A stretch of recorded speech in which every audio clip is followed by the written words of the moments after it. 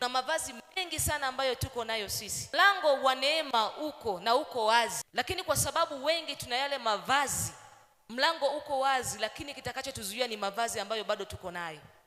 Ukiangalia historia ya Yusufu, kabla ya kwenda gerezani, kuna vazi ambalo babake mzazi alimnunulia. Wazungu wanaita a coat of many colors. Ni vazi lenye rangi nyingi, rangi nzuri, ambalo lilifanya ndugu zake wamuonee wivu kwa sababu ya ile koti na rangi nyingi. Kwa sababu ya lile koti alilokuwa nalo, ndugu zake wakamtafuta wamuue. Lile koti alilokuwa nalo alikuwa anajivunia nalo. Namba moja ni koti la kuonyesha upendo wake kwa baba yake. Babake alikuwa anampenda sana. Sio tu hivyo, kabla Yusufu hajaenda gerezani alikuwa na matumaini. Alikuwa na moyo wa matumaini. Alikuwa ameota ndoto kwamba kuna nyota zinamwangukia. Alikuwa ameshaota ndoto kwamba kuna miganda inamwangukia, wakwake umesimama. Alikuwa ameshaota ndoto ya matumaini.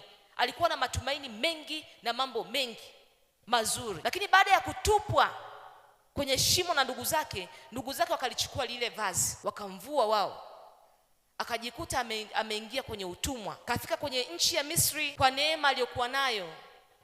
Akaingia kwenye nyumba ya Potifa. Akula alipewa vazi ya ufanyakazi. Lile vazi wa Potifa akawa anamfuatilia. Ile siku yule mama anamtaka kwa nguvu, alilivua lile koti. Yule mama alishika koti akalivua lile koti. Ni koti namba 2. Kaingia gerezani. Gerezani watu wanavalishwa mavazi ambayo hawataki kuyavaa. Unapotoka immediately unakuwa umehukumiwa kwenye magereza ya Butimba, unapewa uniform. Rangi zetu ni rangi za orange. Nchi nyingine ni rangi za brown. Unapewa vazi.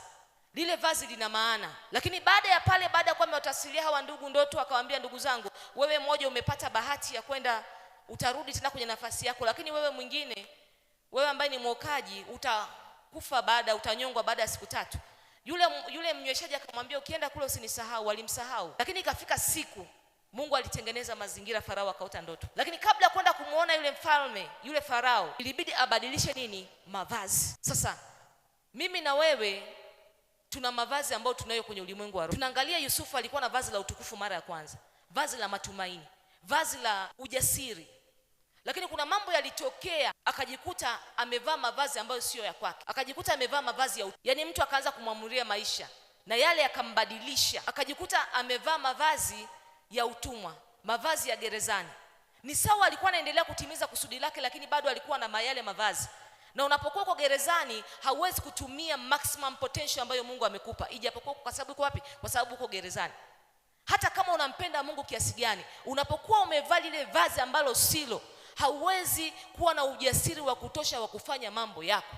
Vua hilo vazi la kutojiamini. Vua hilo vazi la hofu. Vua hilo vazi la watu watasemaje. Vua hilo vazi la mashaka. Kwa sababu kila level ya maisha yako itahitaji aina fulani ya. Yusufu angeweza kaenda na zile nguo za gerezani, kwa sababu alimwambia kuna mtu yuko gerezani anaweza kutafsiri ndoto, angeweza kutoka. Lakini kwa nini aliamua kunyoa zile ndevu? Kwa nini aliamua kuvaa mavazi mapya? It was declaring kwamba anakwenda kwenye level nyingine. Ina maana Mungu anataka kutupandisha kwenda kwenye level nyingine. Tusipokubali kuvua haya mavazi ya zamani tulionayo, tutashindwa kuingia kwenye nyumba ya mfalme, kwenye mlango wa mfalme. Hilo vazi la kujihisi wewe haufai. Mwingine ana wasiwasi kwamba hatafanikiwa, pamoja na kwamba anaomba, anajaribu, lakini hana ule uhakika.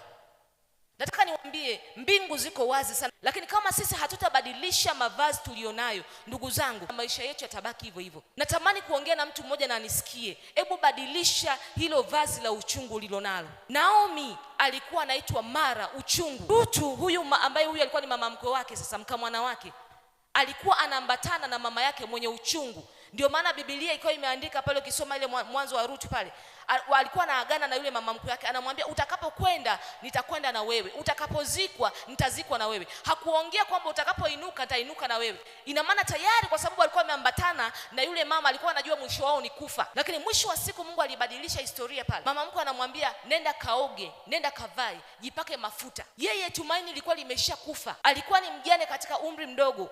Kila mmoja alikuwa anamwangalia, anasema huyu ni mjane, anamkosi. Iweje baba mkwe wake afariki na mume wake afariki? Na sio tu baba mkwe wake na mume wake, lakini pia kuna ndugu yao mwingine, ndugu wa mume wake, naye alikuwa amefariki. Ina maana kama ni laana ya wanaume kufa kwenye ule ukoo ilikuwa ni kubwa.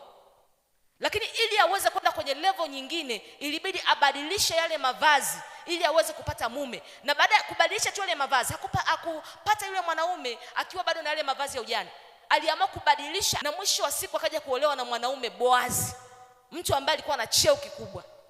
Kwa kuna vitu vingine kwenye maisha yetu, kama hatutakubali kubadili mavazi, natamani sana jioni ya leo tubadilishe mavazi.